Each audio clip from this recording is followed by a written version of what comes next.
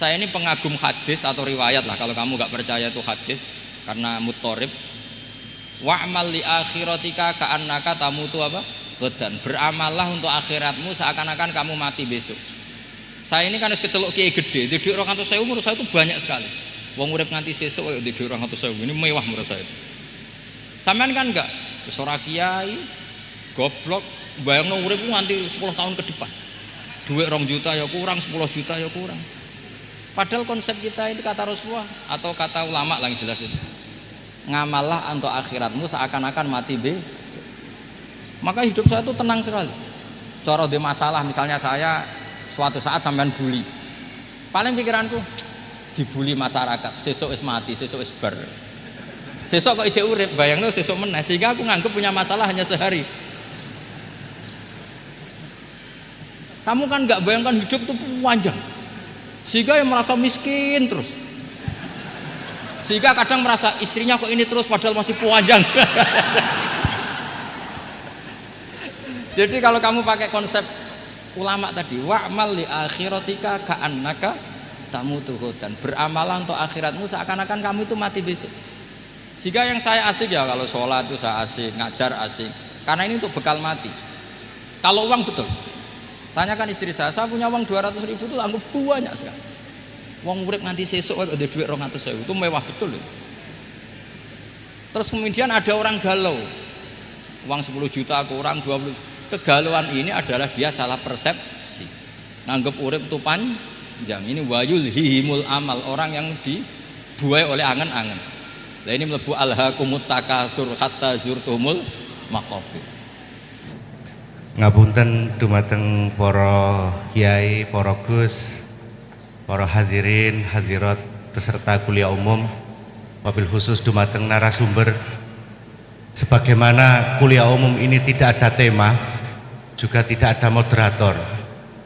Alasannya keranten satu, narasumbernya kiai, mosok kiai diatur, suladab.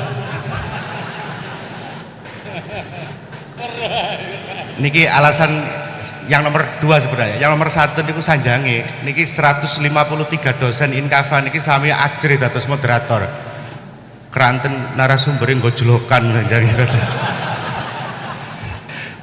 Nyuwun izin dateng Kiai Ahmad Bahaudin menawi wonten pertanyaan dari hadirin maupun hadirat dari mahasiswa mahasiswi diberi kesempatan niki nggih. Saderengipun ditutup kalian doa. Nyuwun izin rumiyin keranten narasumber kiai. Nggih, alhamdulillah dipun paringi izin. Monggo. Yang mau bertanya ada 2 mic. Pertanyaan boleh disampaikan dengan catatan pertanyaannya harus berbobot. Kalau tidak berbobot mungkin cukup MC yang menjawab.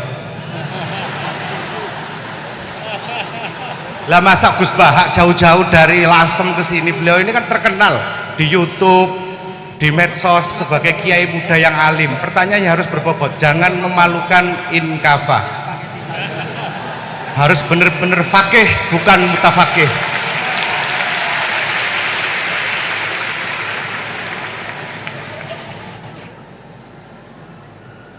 Insya Allah beliau masih ada waktu sekitar 50 menit karena kemarin janji beliau akan meninggalkan tanah suci, suci Manyar maksudnya, pukul 9.30. Monggo angkat tangan dari Muhibbin nggih. Oh, dari mahasiswa nggih. Langsung mawon, tidak pakai dilis.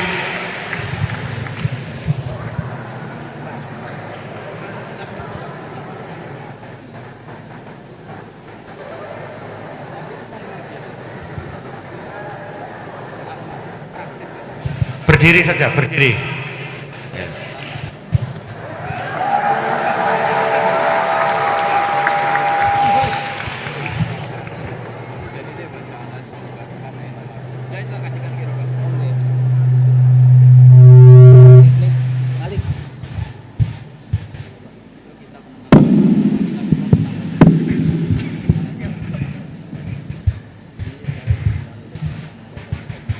Bismillahirrahmanirrahim. Assalamualaikum warahmatullahi wabarakatuh.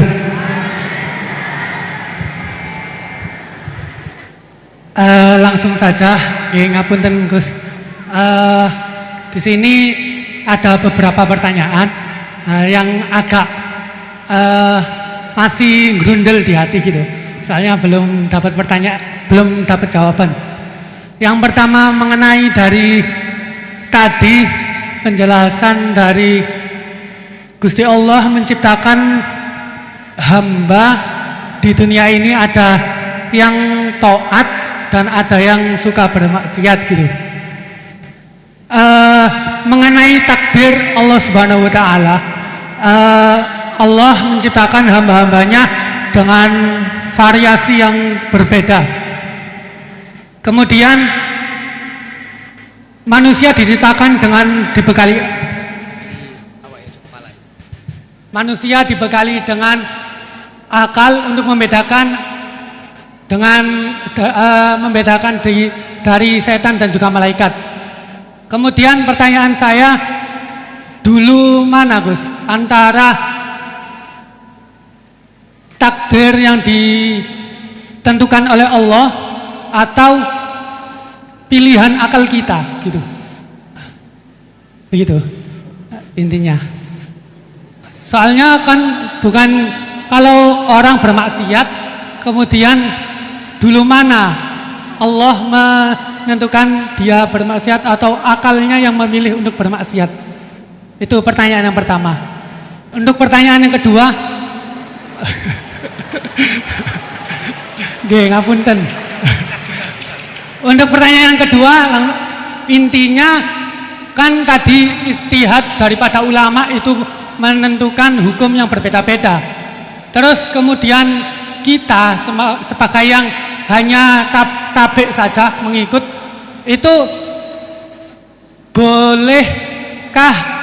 Kan dari kata guru saya, kalau hukum fikih itu yang ringan-ringan disebarkan nggak apa-apa. Tapi yang berat-berat dipakai sendiri gitu. Tapi biasanya kan kita kebalikan. Yang ringan-ringan soalnya kita tahu ilmunya, kita yang pakai. Terus kalau ada orang yang tanya, biasanya kita yang kasih jawaban yang berat-berat daripada hukum fikih. Jadi yang saya tanyakan, kalau berpindah hukum dari awalnya ikut imam ini, terus kemudian ikut imam ini, itu bagaimana batasan-batasannya gitu. Syukron. Baik, terima kasih. Niki pertanyaan yang ringkas disampaikan cukup panjang. Niki langsung dipun jawab nopon. Oke, monggo Yai. Ini tadi hoax itu, saya waktunya tinggal 10 menit, enak saja kok. Tidak, saya nanti langsung itu, mungkin langsung ke Jogja, kan jadwalnya itu saya memang ke Jogja. Baru ini saya ke Jogja naik pesawat, gara-gara hormat ke Mas Buhin. Sepanjang hidup saya nggak pernah ke Jogja naik pesawat, baru ini nanti rencananya naik. Karena tak hitung kalau pakai kereta atau bis nggak menangi ngaji di Jogja. Saya jadwalnya ngaji di Jogja nanti jam 4:30. Begini, itu pertanyaannya betul tadi, itu ngawur betul itu. Karena begini ya, masalah qadha qadar itu kan sudah dibicarakan semua ulama di kitab-kitab. Satu, kita ngikuti ahlul hakikah. Idza dzukiral qadar fa'amsiku. Kalau qadha qadar sudah dibicarakan fa'amsiku, kamu harus diam di situ. Karena pertanyaannya gini, kalau kamu orang soleh, dan semoga Anda pelatihan jadi orang soleh, itu melihat Allah sudah menentukan semua, itu keren. Saya bangga punya Tuhan yang sudah tahu nasib saya kayak apa nanti. Saya betapa malunya punya Tuhan yang tak takoi, Gusti, sampai nasibnya bahagia, mbah ra roh tapi kira sik. Itu kan ngeri betul. Sehingga kalau kamu soleh itu pokoknya bangga kalau Allah sudah tahu apa yang akan terjadi. Nah, soal kepanikan kita kan kadang, engkau nang wis ngerti aku celoko, terus gunanya apa aku sholat? Itu kesalahan kita. Kita kecewa kalau sekarang soleh, kemudian akhirnya tidak soleh dan akhirnya kita masuk neraka. Kekecewaan ini namanya khadzun nafsi. Kita hanya mikir diri sendiri. Sebetulnya kalau kita abdan lillah, benar-benar hamba Allah, tetap bangga karena punya Tuhan yang tahu apa yang akan terjadi. Makanya ini dibutuhkan kesalian. Untuk ngakoni qadha qadar dibutuhkan kesalian. Kalau enggak kriminal betul. Maka Sayyid Hasan bin Ali, saya hafalkan makalannya itu. Di antara aturan iman harus iman sama qada qadar. Untuk menunjukkan innahu la yuqsa kurhan wala yuhlabu kurhan, kata beliau. Supaya kita tahu bahwa Allah itu tidak dimaksiati secara terpaksa. Kamu bisa enggak bayangkan Allah ngeluh gini, sakjane aku ora seneng maksiat tapi saya bisa berbuat apa? Artinya apa? Kalau maksiat dan keburukan tidak khairihi wa syarrihi minallah, itu Allah kan kurhan. Faham yang saya maksud? Artinya apa? Kita harus berkeyakinan khairihi wa syarrihi minallah.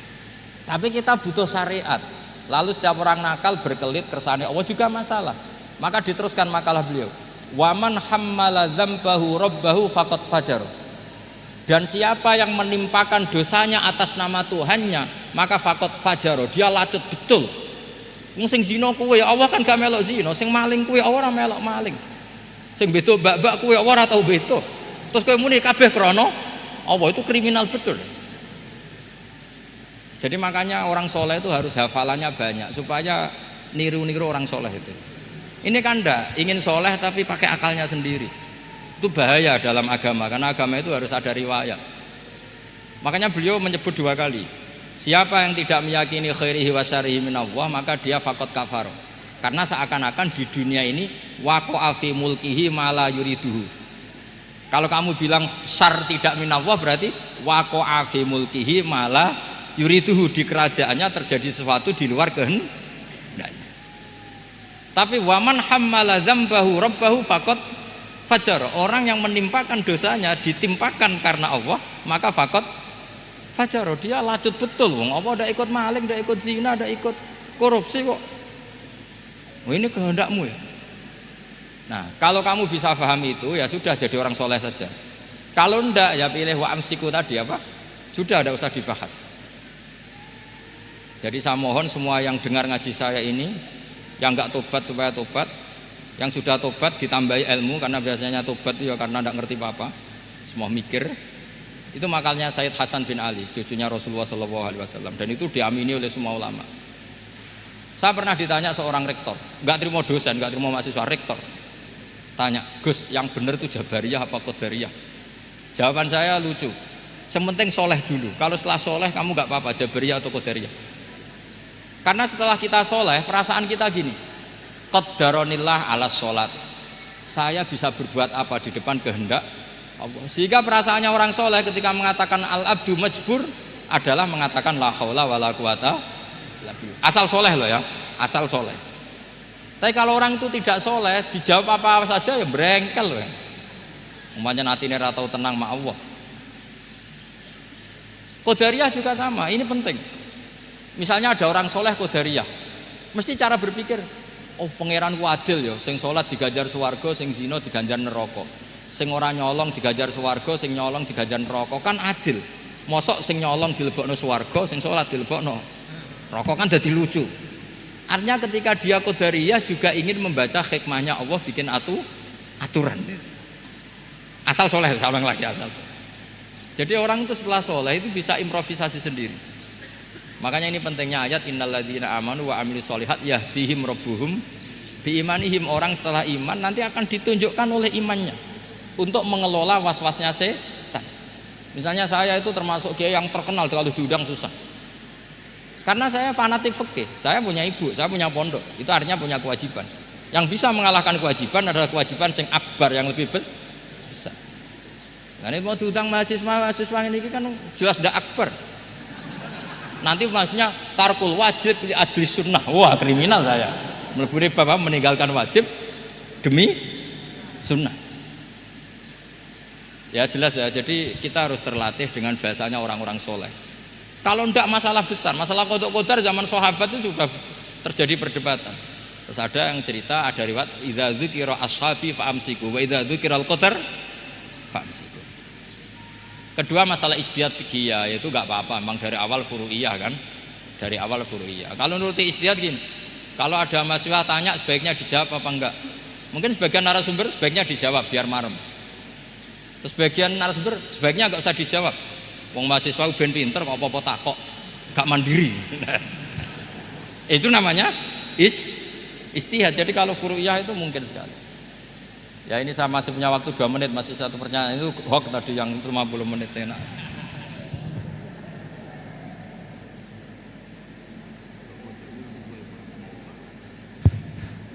Menawi masih ada, monggo. Oh nggih, mboten saged. Tolong operator. Ini tampaknya ibu dosen nggih. Nggih, mestinya kalau ibu dosen itu banyak menjawab, tidak banyak tanya. Yang banyak tanya tadi sanjange Kiai Bahaudin itu mahasiswa. Tapi mboten napa-napa, monggo. Mungkin pertanyaan terakhir sebelum nanti kuliah umum ini diakhiri. Halo. Assalamualaikum warahmatullahi wabarakatuh. Alhamdulillah enjing menika saged pinanggih kali Gus Baha, matur suwun kesempatan menika. Sebenarnya kalau ada orang yang nggak mau bertanya itu karena nggak mau bertanya itu karena malu, ya karena malu. Tapi saya sebenarnya pertanyaan saya ini remeh, walaupun remeh saya tidak mau dijawab oleh MC Gus, langsung dijawab panjenengan mawon. Mekaten Gus, di antara yang disampaikan dalam perkuliahan tadi disampaikan bahwasanya jangan pernah menolak khilaf, karena khilaf adalah salah satu cara untuk mengawal hukum Allah. Begitu nggih. Untuk saya yang mutafaqih ya, bukan faqih, saya mutafaqihah. Untuk mendalami ilmu fikih itu kayaknya walaupun waktu saya ndak expired ya, sudah tua saya ini Gus nggih, sudah berumur dan minim sekali pengetahuan saya tentang fikih. Sementara ini yang saya tahu dari bekal mondok saya, dari keluar mondok saya yang saya dapat, kaku-kakune ilmu fikih itu masih fleksibel. Senajano nanti itu mabainal halal wal haram itu tetap saja ada yang menghalalkan. Sehingga dalam praktek keseharian saya di kampung itu kalau ada orang tanya, kalau dijawab secara kaku itu kadang-kadang ndak matuk. Tapi saya kasih sekiranya sepengetahuan saya itu bisa untuk menjawab dan menenangkan pertanyaan mereka. Cuma kadang-kadang tindakan saya ini saya yakin pasti nanti panjenengan nyalano nggih. Maksudnya begini, minim literatur, minim belajar, sehingga yang saya gandoli untuk menjawab orang bagaimana bu hukumnya ini, bagaimana hukumnya itu, ya sekedar saya jawab boleh saja, boleh.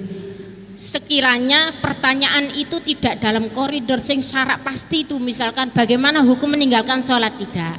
Semisal hukum-hukum yang kadang-kadang kita itu fikih itu kalau di pondok itu kayaknya kok dinamis ya. Pertanyaannya guru ke murid bertanya, guru menjawab. Tapi kalau kampung tuh kok ruwet ya Gus ya. Maksudnya kok banyak ya kayak memang logis, tapi kita itu dulu kenapa tidak berpikir logis? Sering kadang-kadang pertanyaan itu remeh. Bagaimana kalau saya tidak bisa sholat? Kalau saya tidak doa kunut, ya enggak apa-apa lah Bu. Yang penting sebisanya. Kalau saya enggak bisa apa-apa, akhirnya apakah saya hanya berdoa dengan alif gitu aja? Satu huruf itu apa saja? Saya menjawabnya ya sulit Gus. Akhirnya saya jawab, boleh daripada gak sholat Gus nggih ngoten. Nah, pokoknya kalau kita bicara masalah fikih itu luas, karena fikih itu suatu disiplin ilmu yang sudah melalui proses ijtihad. Kita itu menerimanya secara instan. Di hari ini orang yang mau beristihad silakan beristihad, tapi saya tidak mampu untuk itu Gus. Jadi saya berbahan apa yang saya dapat dari pondok, yang kemudian itu akan mengalami banyak hal yang ruwet. Walaupun kampung saya itu kampung yang primitif, justru orang-orang kampung awam itu pertanyaannya yang sering mengecoh kita. Tapi kalau kita hidup di kampung yang orang-orangnya itu pertanyaannya pinter, Ibu yang terhormat ya, begitu ya, yeah. Ya. MC-nya iya, konkretnya ya maaf MC agak itu Gus ya, MC karena saya tidak mau dijawab oleh MC. bagaimana tindakan saya semacam itu menjawab, sekedar menjawab pertanyaan orang, pertanyaan sekeliling saya yang saya tidak mampu memberi hal-hal yang memberi jawaban yang pasti, padahal itu tidak keluar dari koridor fikih maksud saya ya. Itu contohnya oh ya sudah Gus kafani biqouli astaghfiru katsir. Assalamualaikum warahmatullahi wabarakatuh. Baik, terima kasih. Awalnya rasa mahasiswa, di akhir-akhir rasa dosen, jadi malah memberikan kuliah tambahan. Monggo Yai menawi. Ya, bismillahirrahmanirrahim. Itu udah pertanyaan itu curhat. Ya kalau orang latihan jadi tokoh ya memang bingung-bingung sedikit itu bagus lah itu. Ya bagus, gak masalah kan. Sampean bingung terus kelihatan bingung ya bagus, jujur. Ya kalau orang latihan jadi kiai, jadi bunyai ya memang begitu ya. Ya agak-agak bingung sedikit. Kalau sudah mapan kayak saya tidak pernah bingung, santai aja. Karena tadi sudah yakin semuanya sudah ditulis di Lauh Mahfud. Yang jelas begini, pertanyaan itu ada dua. Zaman Nabi pun ngendikan ada dua. Ada soalul mustafhim, orang tanya ingin faham. Ada soalul muta'annid, tanya ingin mempersulit. Nah biasanya masyarakat juga dua tadi, ada tanya ingin tahu, ada tanya yang muta'annid. Muta'annid itu memojokkan kiai. Ya, saya pikir ini sudah dosen pasti tahu gelagatnya orang ini muta'annid apa mustafhim, memang benar-benar tanya apa mempersulit. Misalnya kita ketemu orang fasik ya ada dua, ada yang lugu apa ada yang enggak. Kalau yang lugu tanya caranya tobat, yang memang ingin tobat. Kalau yang enggak ya memang hanya muta'annid. Sehingga kata masyiatullah itu juga pernah dipakai orang kafir. Wa qala alladziina asyraku law sya'allahu ma asyrakna. Kata orang-orang musyrik, kalau kita digedaki Allah juga tidak melakukan musyrik. Tapi mereka ingin menjebak Nabi bahwa kamu yang kampanye tentang masyiah, berarti kita musyrik pun karena masyiah. Orang kampung juga gitu. Saya masih ingat guru saya Kiai Haji Maimun Zubair pernah ditanya tentang orang haid yang karena free sex, karena seks bebas. Bukan karena ketularan atau karena orang lain. Memang dia sendiri yang nakal. Yang tanya dokter, tentu yang tanya dokter. Dokter itu berambisi menemukan obat haid. Jawabannya Mbah Mun itu unik, padahal beliau itu sangat sayang sama umat. Jawabannya beliau gini, dok, sesuatu yang menjadi hukuman Allah supaya orang mau kembali tobat, ya Allah diberi hak. Intinya kan mesti misalnya ada orang hidupnya boros, kemudian punya utang banyak, dia agak dipercaya masyarakat. Terus kamu ditanya solusinya gimana? Ya gak perlu ada solusi. Itu memang hukumannya orang yang salah. Biar roh rasane lahum fid dunya khizyun, ada unsur kehinaan. Ada orang selingkuh dikucilkan masyarakat. Terus tanya kamu gimana caranya nggak dikucilkan? Ya Allah diberi hak untuk memberi hukuman. Begitu juga penyakit-penyakit yang karena kesalahan manusia. Allah harus kita beri hak untuk memberi apa? Hukuman. Meskipun berkali-kali kita memberi pintu apa? Tobat. Nah, biasanya juga gitu, orang belajar itu wajib nggak? Kan wajib. Masyarakat tuh nggak mau belajar tentang agama, kemudian karena nggak belajar, setiap ada masalah agama dia tidak bisa, terus galau. Ya Allah beri hak memberi sanksi orang yang nggak mau belajar, itu kan membawa kebodohan. Kebodohan itu mesti zulumat, mesti kegelapan menjadi kegalauan. Jadi misalnya ada mbak-mbak sampai perawan tua agak nikah, atau kangkang sampai jaka tua agak nikah, tanya saya, Gus caranya nikah gimana? Itu keangkuhan kamu, wis ra ganteng pilih-pilih. Mesti harus gitu jawabnya. Karena memang yang menyebabkan itu adalah keangkuhan. Wis ngerti elek ora Gus, ora anak wong sugih, njuk wong ayu. Lalu gak payu rabi itu karena keangkuhan apa karena apa coba? Nah itu zaman Nabi sudah gitu ya, ada su'alu mustafimin, ada su'alu muta'annidin. Terus ada beberapa masalah yang sebetulnya itu hukuman Allah. Saya itu merasa kaya, bahkan mungkin kategorinya kaya sekali, bukan karena materi saya banyak, enggak. Saya ini pengagum hadis atau riwayat lah. Kalau kamu nggak percaya itu hadis karena muttorib. Wa'mal li akhiratika ka'annaka tamutu apa? Ghadan. Beramallah untuk akhiratmu seakan-akan kamu mati besok. Saya ini kan harus kecelok kiai gede. Di orang atau saya umur saya itu banyak sekali. Wong urip nganti sesuk di orang atau saya ini mewah menurut saya itu. Sampean kan enggak? Ora kiai, goblok, bayangno urip nganti 10 tahun ke depan. Duit 2 juta ya kurang, 10 juta ya kurang. Padahal konsep kita itu kata Rasulullah atau kata ulama lah yang jelas itu. Ngamallah untuk akhiratmu seakan-akan mati besok. Maka hidup saya itu tenang sekali. Cara di masalah misalnya saya suatu saat sampean bully. Paling pikiranku dibully masyarakat, sesuk wis mati, sesuk wis bar. Sesuk kok ijek urip, bayangno sesuk meneh sehingga aku nganggep punya masalah hanya sehari. Kamu kan nggak bayangkan hidup itu panjang. Sehingga yang merasa miskin terus. Sehingga kadang merasa istrinya kok ini terus padahal masih panjang. Jadi kalau kamu pakai konsep ulama tadi, wa'mal li akhiratika ka'annaka tamutu ghadan. Beramalah untuk akhiratmu seakan-akan kamu itu mati besok. Sehingga yang saya asik ya kalau sholat itu saya asik, ngajar asik. Karena ini untuk bekal mati. Kalau uang betul. Tanyakan istri saya punya uang 200.000 itu anggap banyak sekali. Uang urip nganti sesuk ada duit 200.000 itu mewah betul. Terus kemudian ada orang galau. Uang 10 juta kurang 20. Kegalauan ini adalah dia salah persepsi. Nganggap urip itu panjang. Ini wayul hihimul amal, orang yang dibuai oleh angen-angen. Nah ini melebu alhaqumut takatsur hatta zurtumul maqabir. Ya Bu dosen yang rasa mahasiswa ya, atau mahasiswa yang rasa dosen tadi kata MC. Ini enggak gitu, keliru MC. Dosen yang rasa bunyai. Jadi lebih keren. Dosen yang apa?